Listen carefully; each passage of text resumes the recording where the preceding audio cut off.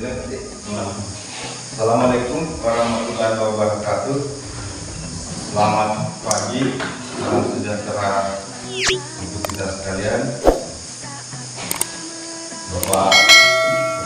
Bapak pengawas Kecamatan Semarorong sekaligus tim kerja observasi daerah dinas Kabupaten Mamasa yang saya hormati, Bapak Ibu guru yang saya hormati dan saya banggakan.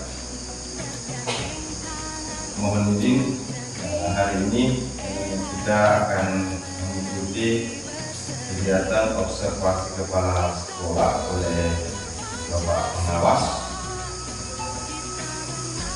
dalam rangka kegiatan penilaian kinerja PNM.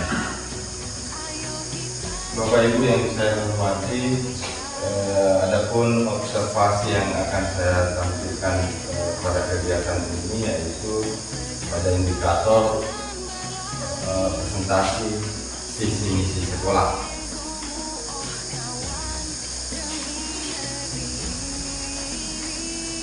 Maksud dan tujuan dari presentasi visi misi sekolah ini, yang pertama tentunya dalam rangka observasi kinerja kepala sekolah oleh pengawas.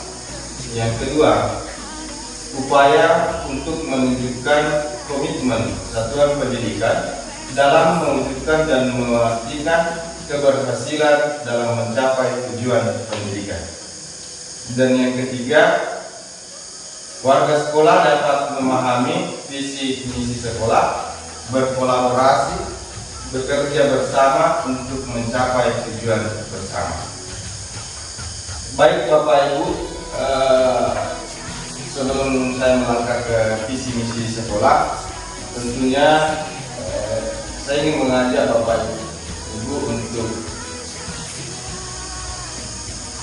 memahami, kita menyatukan persepsi apakah kita masih bisa mengingat apa itu visi, apa itu misi, apa itu tujuan. Visi adalah gambaran ideal tentang masa depan yang ingin dicapai oleh sekolah. Jadi harapan dari sekolah kita ke depan, apa yang ingin kita capai. Kemudian misi adalah gambaran tindakan aksi nyata yang akan kita lakukan untuk mencapai visi. Jadi secara global itu ditunjukkan pada misi, rencana apa saja, kegiatan apa saja yang dilakukan oleh sekolah untuk mencapai visi. Kemudian tujuan adalah pernyataan spesifik dan terukur tentang apa yang ingin dicapai sekolah dalam jangka pendek, menengah, dan jangka panjang. Tujuan ini lebih konkret dibandingkan dengan visi dan misi. Biasanya dipecah menjadi sasaran yang lebih kecil yang dapat dicapai melalui berbagai program dan kegiatan. Kemudian selanjutnya visi misi sekolah kita, ada yang bisa sebutkan atau ingat apa visi misi kita? Visi misi sekolah SDN 009 Kopstek.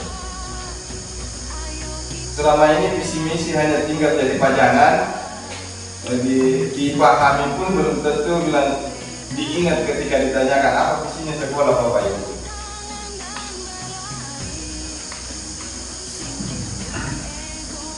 Ya, visi misi sekolah yaitu terwujudnya peserta didik yang memiliki adab dan perilaku positif, berciri khaskan budaya lokal dan pembelajar sepanjang hayat. Ada tiga yang mendasar di sini: adab dan perilaku positif, berciri khaskan budaya lokal dan pembelajar sepanjang hayat. Nah, dasar inilah yang kita mau capai melalui misi, dikembangkan melalui misi. Ada 6 misi yang kita ini. Yang pertama yaitu membangun kebiasaan rajin dan tertib beribadah sesuai kepercayaan masing-masing. Yang kedua, merancang program sekolah terintegrasi dengan pengalaman nilai budaya lokal. Yang ketiga, mengembangkan rasa peduli, empati, toleransi, dan nasionalisme serta bangga atas budaya lokal melalui aktivitas keseharian peserta didik. Yang keempat, memfasilitasi terciptanya lingkungan belajar yang mendukung pembelajar sepanjang hayat. Kemudian yang kelima ini, memfasilitasi terciptanya lingkungan belajar yang mendukung pembelajar sepanjang hayat. Dan yang terakhir, menciptakan lingkungan sekolah interaktif, kolaboratif, dan adaptif terhadap perkembangan dan perubahan zaman. Nah, ini tujuan yang kita terapkan, yaitu ada 3 tujuan: jangka pendek, jangka menengah, dan tujuan jangka panjang. Di tujuan jangka pendek ada beberapa. Tentunya semua tujuan ini harus selaras dengan misi. Jangan sampai misi yang kita mau capai berbeda, sementara tujuan yang kita rancang berdasarkan program kegiatan yang kita susun lain juga, itu tidak selaras. Jadi misi itu adalah komponen atau bahagian daripada kurikulum. Visi misi ini termuat di dalam kurikulum. Jadi saya ingin menyampaikan bahwa kurikulum itu adalah seluruh proses, seluruh perencanaan diramu di dalam kurikulum. Kalau saya analogikan kurikulum itu seperti lintasan lari maraton, maka garis start, kemudian stafet A, stafet B itu merupakan fase atau rencana kegiatan untuk mencapai titik finish. Nah, itulah kurikulum. Kurikulum itu koridor bagi sekolah dalam merencanakan program kegiatan, merealisasikan, mengevaluasi di akhir tahun. Kemudian kita review untuk memperbaiki apa yang masih lemah dalam program rencana kegiatan kita. Adapun mekanisme penyusunannya, yaitu 1, tentunya pembentukan tim penyusun KOSP. Yang kedua, analisis kebutuhan. Kemudian yang ketiga, penetapan visi misi tujuan. Yang keempat, pengembangan struktur kurikulum. Yang kelima, pengembangan perangkat ajar. Dan yang terakhir, monitoring evaluasi berkelanjutan. Nah, di bagian pertama, pembentukan tim penyusun, itu kita sudah lakukan pembentukan tim. Ini terdiri dari berbagai pemangku kepentingan. Berbagai kepentingan terlibat di dalamnya, baik Bapak Ibu guru sebagai pendidik, siswa, orang tua siswa, dinas pendidikan, pengawas, orang yang bergerak di bidang pendidikan. Ini bisa semua masuk dalam penyusun. Tim penyusun ini dikuatkan dengan SK tim penyusun atau SK tim pengembang KOSP. Nah, ini yang pertama tadi kegiatan kami ini Pak, kegiatan yang menunjukkan saat kami penyusunan, lalu KOSP-nya ada secara fisik sudah kami siapkan, kemudian setelah dipublikasikan, disosialisasikan kepada orang tua siswa agar mereka lebih memahami secara spesifik ini arah dan tujuan sekolah kita ke depannya. Ini SK-nya termuat di dalam KOSP. Ya, yang bagian kedua adalah analisis kebutuhan dalam penyusunan KOSP, penyusunan visi misi. Jadi sekolah kami melakukan analisis berdasarkan, kalau kemarin kan kita masih jalan dengan K13, masih ada EDS yang bisa kita lanjutkan, ditambah dengan rapor pendidikan, menganalisis rapor pendidikan, kemudian dari karakteristik satuan pendidikan juga menjadi dasar penyusunan visi misi. Hal ini kami lakukan dengan berbagai cara. Yang pertama yaitu dengan wawancara secara langsung kepada audiens, orang tua siswa dan siswa, komite, kemudian menyebar instrumen karakteristik yang dicetak langsung oleh siswa, kami ramu, dipetakan sehingga menjadi bahwa inilah kondisi real dari keadaan sekolah SDN 009 Rate berdasarkan kelemahan dan kelebihan, kekuatan dari sekolah, hal apa saja yang perlu kami lakukan, hal apa saja yang perlu kami rencanakan untuk kedepannya mengawal kurikulum kami. Yang jelas intinya bahwa visi misi ini di akhir finishnya itu endingnya adalah menuju kepada luaran siswa yang memiliki perilaku profil pelajar Pancasila. Kemudian yang ketiga, pengembangan struktur kurikulum pengorganisasian pembelajaran. Struktur kurikulum secara besar untuk karena kami buat ini Pak sesuai dengan kurikulum Merdeka itu secara besarnya terbagi dua kegiatan utama. Yang pertama intrakurikuler dan penguatan proyek profil pelajar Pancasila. Kemudian kami kembangkan dan ditambahkan itu ekstrakurikuler dan aktualisasi budaya sekolah. Jadi adapun mengenai profil proyek penguatan proyek Pancasila itu 20% diambil dari intrakurikuler.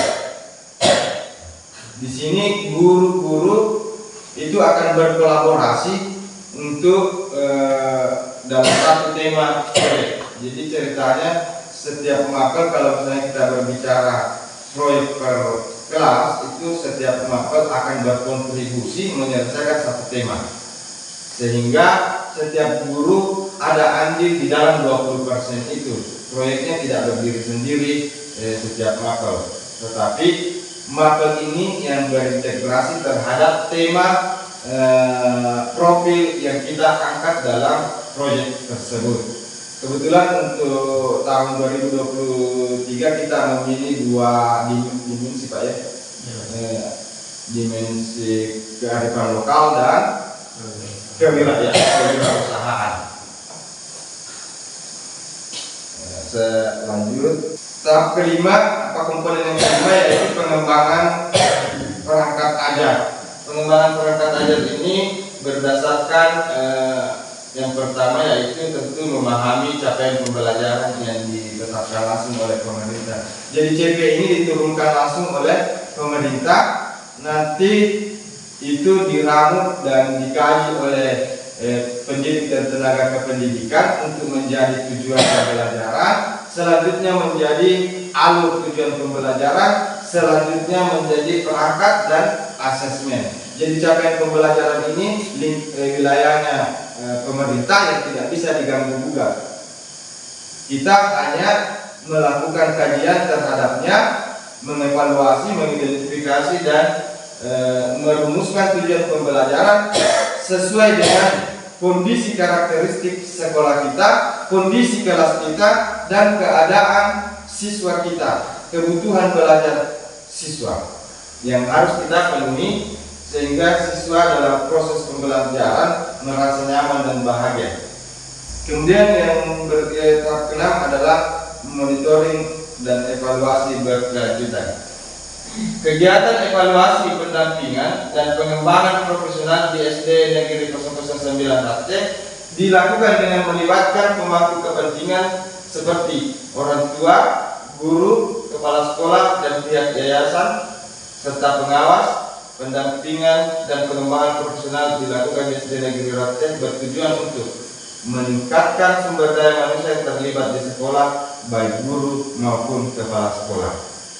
Kemudian pelaksanaan evaluasi pendampingan pengembangan profesional dilakukan berdasarkan hasil rapor pendidikan sekolah, perkembangan peserta didik, dan monitoring oleh kepala sekolah beserta dengan pengawas. Yang berikut, kurikulum ini hanya bisa kita wujudkan, hanya bisa kita capai, visi misi ini hanya bisa kita capai ketika program kegiatan selaras dengan tindakan yang ada kita di lapangan. Bukan hanya sekedar bahwa program itu ada di atas kertas, tetapi implementasinya yang tidak konsisten, tidak kontinuitas, tidak ada komitmen dari Bapak Ibu guru sebagai pendidik di sekolah untuk mewujudkan tujuan bersama kita. Jadi saya sebagai kepala sekolah menyusun beberapa rencana kegiatan untuk secara spesifik saya bagi dalam dua program kesiswaan dan pengembangan PTK. Adapun program kesiswaan ini yang pertama yaitu peningkatan literasi numerasi siswa, yaitu programnya adalah program kami namanya program telisip, yaitu dari terapi literasi numerasi yang mengasihkan dengan berbagai jenis kegiatan. Ini sudah berjalan dan ada tim yang kami bangun sendiri, tim literasi juga di SK-kan, ada pengurusnya. Yang pertama ini kegiatannya yaitu untuk program literasi numerasi, yaitu pemanfaatan pojok baca kelas. Jadi setiap kelas memiliki pojok baca. Setiap siswa-siswa itu tidak lagi harus berhamburan ke perpustakaan utama untuk mencari bukunya, tetapi di pojok kelas mereka bisa mendapatkan buku yang mereka inginkan. Di sana juga akan ada terjadi pembelajaran di mana siswa terbiasa mengambil dan menyusun kembali buku-buku yang telah mereka pelajari.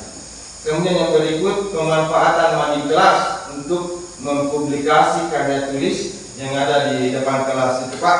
Jadi siswa, guru-guru setiap kelas itu mengatur waktunya kepada siswa untuk bagaimana siswa hasil bacanya di pojok kelas mereka tuangkan dalam bentuk karya tulis, terserah apakah puisi, pantun atau sejenis literatur, kemudian mereka tampilkan di mading kelasnya masing-masing.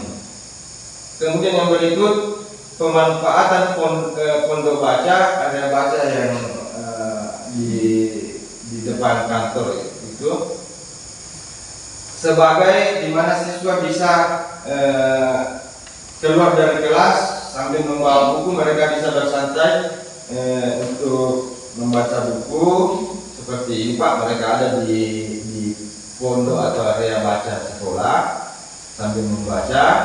Nah, itu selain daripada itu digunakan sebagai wadah bagi siswa untuk menampilkan bakatnya, misalnya seperti menari dan sebagainya. Karena selama ini siswa-siswa kami memang harus dibiasakan untuk tampil. Kemudian yang berikut, pemanfaatan perpustakaan digital sekolah.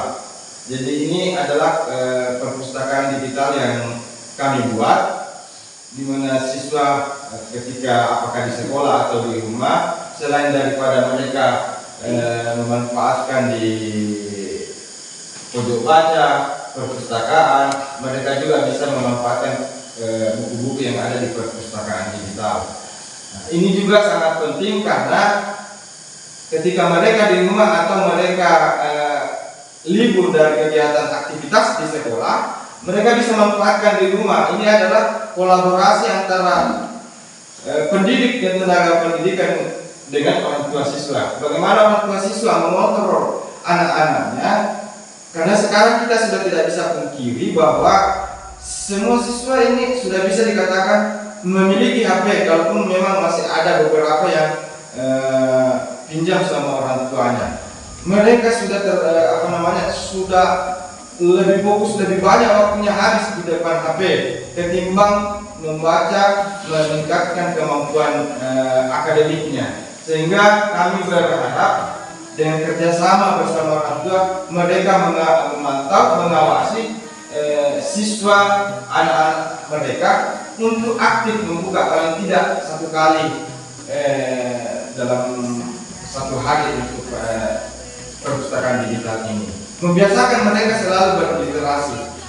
Kemudian program kesiswaan yang berikut yaitu kegiatan ekstrakurikuler. Jadi ada 3 ekstrakurikuler yang kami canangkan di SD 0009 Batek. Yang pertama pramuka dengan kegiatan pembinaan latihan mingguan dan persami.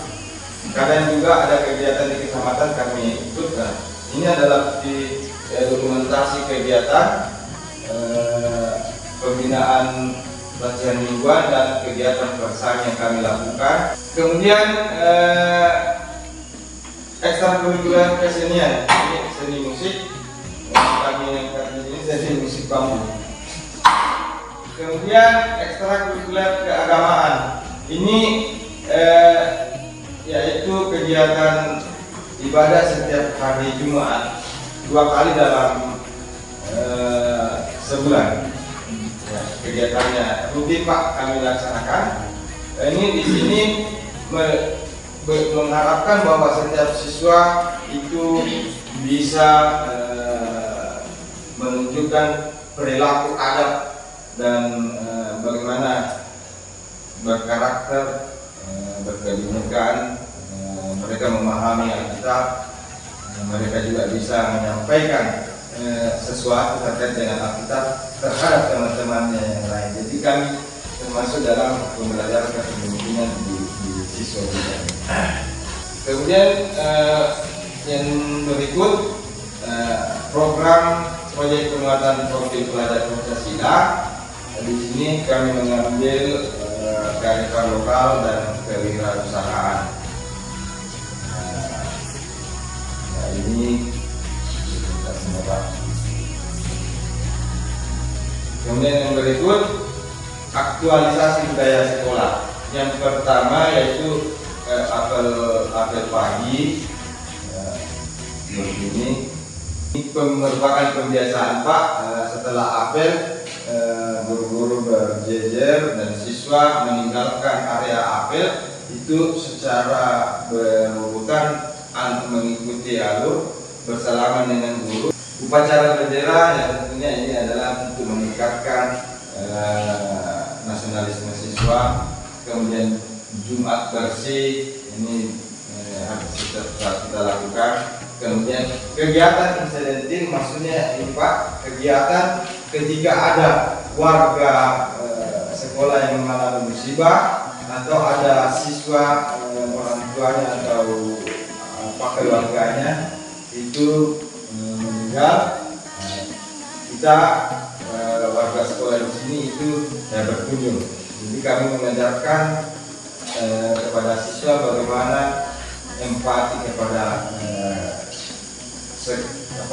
empati rasa ini solidaritas terhadap lingkungan. Ini dokumentasi pada saat ke rumah melayat rumah duka. Selanjutnya untuk program pengembangan PTK. Yang pertama program yaitu pelaksanaan in-house training. Nah, ini sudah kami laksanakan dan kegiatan ini kami sudah publikasi dalam bentuk video YouTube.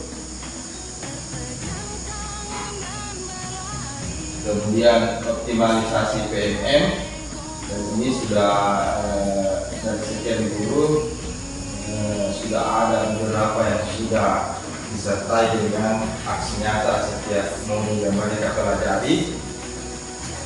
Kemudian optimalisasi komunitas belajar. Ini optimalisasi komunitas belajar sudah berjalan sudah beberapa tahun dan terprogram, terstruktur, terjadwal, dan ada pengurusnya.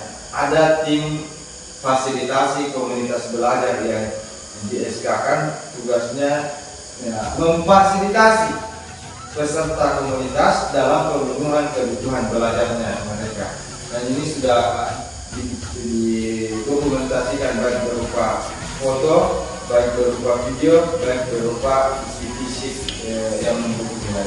Kemudian poin berikut yaitu berbagi praktik baik.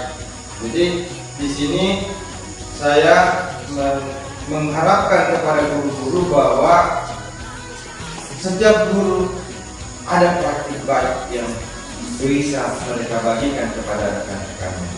Jadi kalau yang ini yang penguatan kinerja PNN juga kinerja PNN yang menjadi narasumber berbagi praktik baik pada saat itu adalah Pak Handani, kemudian penguatan transisi PAUD SD dalam rangka menghadapi tahun ajaran baru ini dibawakan oleh Ibu Hastiti itu pada saat kegiatan komunitas belajar. Di kegiatan komunitas belajar kami kebetulan dihadiri oleh tetangga sekolah di sedesa dengan kami. Nah, kemudian evaluasi dan tindak lanjut. Implementasi program kegiatan memberikan dampak hasil yang cukup signifikan. Hal ini terlihat dari capaian hasil rapor pendidikan dari tahun 2021 sampai tahun 2024 menunjukkan progres peningkatan yang berkelanjutan, baik dari sisi peserta didiknya maupun terhadap pendidik dan tenaga kependidikan. Dalam hal ini kegiatan proses belajar mengajar, pengembangan kompetensinya sebagai guru profesional.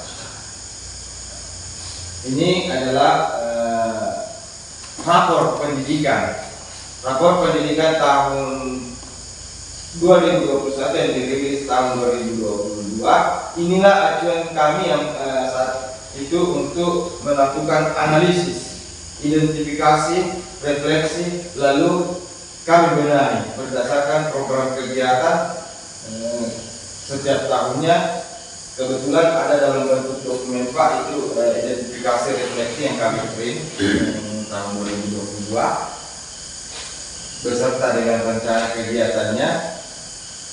Di tahun 2022 ini kemampuan literasi sekolah kami itu dalam kategori perlu intervensi khusus, artinya bahwa memang betul-betul keadaan literasi numerasi sekolah kita sangat rendah. Kemudian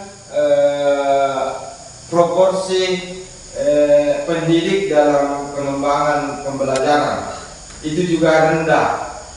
Posisi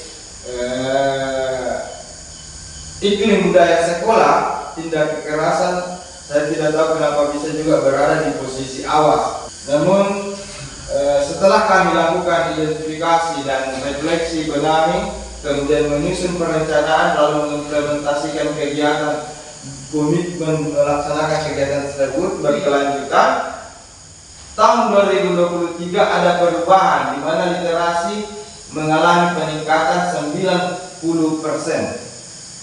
Jadi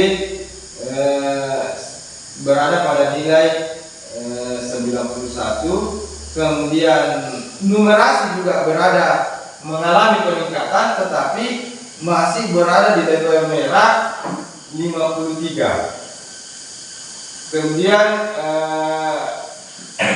untuk PTK, pengembangan PTK itu sudah agak baik juga, karena mungkin adanya kegiatan-kegiatan komunitas belajar, adanya kegiatan-kegiatan PNN yang kami lakukan. Lalu yang terakhir, berdasarkan rapor pendidikan tahun 2024, alhamdulillah semua indikator penilaian di rapor pendidikan itu sudah hijau. Literasi numerasi meningkat 100%, berada di kategori kalau di tingkat kabupaten peringkat 1 sampai 20. Kemudian indikator iklim budaya sekolah hijau juga, PTK hijau juga, semua sudah hijau. Sehingga untuk ke depan sebagai tindak lanjut ya tentunya adalah mengawal, mempertahankan apa yang sudah ada hari ini. Jangan sampai tahun ke depan kita kembali lagi ke yang sebelumnya. Jadi saya berharap kepada teman-teman itu ada dukungan. Sekiranya hal apa yang perlu kita lakukan supaya literasi, numerasi, pembelajaran, iklim budaya sekolah berada dalam posisi yang seperti saat ini tahun 2024. Tidak ada lagi yang pakai lipstick, semua sudah hijau. Sampai di sini teman-teman, kalau kita melihat dari awal, mulai dari tahun 2022 sampai 2024, dan mengenai program kegiatan yang telah kita canangkan, telah kita kita implementasikan. Apakah ada pertanyaan, saran dari teman-teman? Silakan. Ya, mungkin sebagai refleksi, dan kita juga tidak bisa memungkiri bahwa di tahun 2024 ini dari tahun yang 2000 awal kita jadi sekolah penggerak, sehingga terbentuklah sebuah KSOP yang kita jalankan pada tahun 2022-2023 itu. Memang kita betul-betul fokus dan memacu diri untuk kerja di sekolah. Maksudnya semua kita fokuskan aktivitas di sekolah. Kita sampai di sekolah ya kita lakukan sesuai dengan KSOP yang telah kita bentuk. Hanya saja di tahun 2024 ini kami atau saya sendiri dan saya juga melihat pada guru-guru, teman guru lain itu, kita mengalami sebuah shock terang begitu. Maksudnya kita dihadapkan pada aktivitas di sekolah yang menuntut, dan kita juga harus menyelesaikan pekerjaan yang kita sebagai ASN begitu Pak. Misalkan ini pengelolaan finansial. Jadi kita itu dituntut untuk fokus di sekolah dan mengerjakan juga tugas sebagai ASN begitu. Makanya di tahun 2024 ini, khususnya di awal tahun ini, kita betul-betul mengalami sebuah harus berubah begitu. Makanya ada beberapa program yang memang tersendat untuk berjalan. Misalkan itu tadi kita lakukan itu evaluasi literasi, tapi di 2024 ini kemungkinan besar itu kita tidak laksanakan, karena memang di samping itu kita menyiapkan, ada juga kita tugas sebagai SN itu kita juga harus selesaikan karena ada juga waktunya itu Pak. Makanya di tahun 2024 ini kita agak sedikit goyah, namun kita harus ke depannya ini kita harus menyesuaikan diri. Ya, itu dari saya. Ya, terima kasih Pak. Intinya memang bagaimana kita sebagai seorang ASN mampu memanajemen waktu, sesulit apapun, seribet apapun, kalau kita memang berkomitmen untuk memperbaiki kinerja diri, saya kira lambat laun bisa kita penuhi. Itu satu. Yang kedua, bahwa secerdik, secermat apapun program rencana kegiatan yang diajukan oleh kepala sekolah untuk menjadi program kegiatan sekolah, ketika tidak ada kolaborasi, tidak ada dukungan dari berbagai pihak, saya yakin bahwa itu akan tersendat. Jadi intinya bahwa kolaborasi antara kepala sekolah, guru, komite, pengawas, ini adalah merupakan sarana yang sangat mendukung untuk keberhasilan tercapaian program. Dan tentunya yang terlebih penting adalah bagaimana kita mengembangkan diri kita, mengembangkan profesionalisme kita untuk bisa mencapai tujuan bersama. Kepada teman-teman yang lain, Mungkin kalau kita merasa bahwa saya belum bisa dengan hal ini, saya belum bisa dengan hal ini, itu bisa kita ajukan di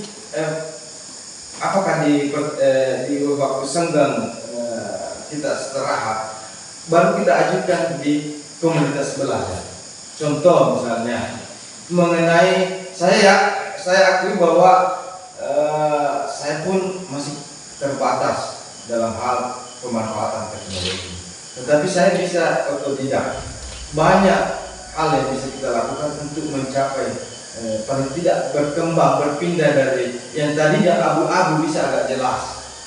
Saya kira pasti akan ada perubahan. Yang penting ada kemauan untuk bertindak, ada kemauan untuk berbuat. Nanti setelah itu kita refleksi, perbaiki diri untuk menghasilkan yang lebih baik. Memang kita akui bahwa saat ini kita dibelenggu dengan berbagai macam hal, berbagai macam aplikasi, berbagai macam administrasi. Belum selesai yang satu, muncul yang satu, belum rampung yang satu, datang lagi rencana yang satu. Nah, kalau tidak ada dari teman guru, mungkin ada dari bapak pengawas, apakah itu semacam pengelatan atau semacam saran dari Pak terkait dengan apa yang bisa berdiri. Terima kasih atas kesempatan yang diberikan. Jadi yang saya hormati Bapak Kepala Sekolah, saya hormati Bapak Ibu guru yang hebat, saya banggakan. Hari ini tidak dapat tidak sibuk. Baik dengan kekuatan yang mana kita masih kesehatan, kesempatan, kemampuan. Sehingga kita boleh bertemu dalam rangkaian kegiatan untuk inovasi para sekolah. Jadi kehadiran kami sebagai pengawas di sini berkaitan dengan regulasi baru yang ada, yang mana kami sebagai pengawas sekolah dan sekaligus sebagai tim kerja Dinas Pendidikan diberikan tanggung jawab untuk memantau dan mengamati pelaksanaan observasi kepala sekolah, dan itu berkaitan dengan penilaian yang kami berikan di aplikasi teknologi. Jadi kalau hari ini saya hadir untuk mengamati kegiatan sekolah dan observasi, itu kami akan tuangkan dalam penilaian. Kami berikan tanggung jawab untuk menilai kepala sekolah. Jadi mungkin di sini saya tidak memberikan masukan untuk presentasi ini, tapi saya akui bahwa ini adalah kegiatan yang sangat luar biasa, makanya itu diberikan dulu aplaus. Dan kalau pengamatan kami tidak semua kepala sekolah begini, jadi kita bersyukur di SD 9 Bapak Ibu punya sekolah yang punya pengetahuan yang luar biasa. Dan itu kami sangat mengharapkan teman-teman ibu boleh memanfaatkan ilmu yang dimiliki oleh sekolah kita berkaitan dengan sekolah ke depan. Jadi sekedar itu yang sedikit saya sampaikan, dan untuk visi-misi memang semua guru dan warga sekolah, bahkan orang tua siswa itu harus menghafal dan memahami, mengetahui apa itu visi sekolahnya, apa cita-cita sekolahnya ke depan. Karena kalau dia tidak tahu, dia tidak akan mendukung visi-misinya itu. Nah, karena itu sudah sangat benar bahwa visi sekolah kita harus pahami dan itu kita dukung. Sekiranya itu yang sedikit saya tambahkan, dan kalau ada yang kurang, saya kembali ke Pak. Terima kasih Pak atas saran penguatan kelanjutan dari program kerja kerja kami ke depan mengancam tahun 2024. Semoga dapat kami ke depan bahwa apa yang telah kita capai pada hari ini tidak membuat kita terhenti sampai di sini, tapi berupaya selalu untuk ada perubahan dari waktu ke waktu. Tanamkan kepada diri bahwa saya berkomitmen, saya konsisten, saya kontinuitas dalam pelaksanaan program kegiatan. Apapun program yang kita canangkan, ketika kita bersungguh-sungguh berkolaborasi, yakin dan percaya bahwa semua kita akan terima dengan hasilnya dengan baik. Ini adalah tagline saya pribadi. Untuk kemauan untuk berbuat, tindakan adalah hal yang paling mendasar. Tindakan adalah wujud dari sebuah proses. Refleksikan diri itu hasil yang lebih baik. Sekian dari saya. Assalamualaikum warahmatullahi wabarakatuh. Dan terima kasih atas waktu dan